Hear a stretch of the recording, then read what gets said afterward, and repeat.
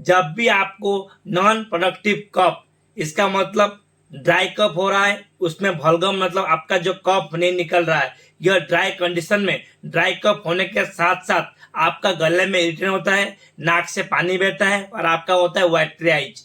यह कंडीशन में आपका जो डेक्स्ट्रोमेथाफेरन, सीपीएम एंड आपका जो फिनेलेपिल जो कफ सिरप है काफी असरदार है। बहुत सारा मार्केट में ब्रांड आपको मिल जाएगा। 10 ml दिन में 3 बार लेंगे, एंटीबायोटिक का इस्तेमाल नहीं करेंगे। आप कफ सिरप के साथ साथ कुछ घरेलू उपचार करेंगे ताकि आपका जो गले में जो इरिटेशन हो रहा है, वाटरी आइज हो रहा है, स्नीजिंग हो रहा है या ड्राई कफ हो रहा है, यह आपका ठीक हो सकता है। कुछ ऐसा इंटरेस्टिंग वीडियो के लिए चैनल को लाइक कीजिए, शेयर कीजिए एंड सब्सक्राइब कीजिए।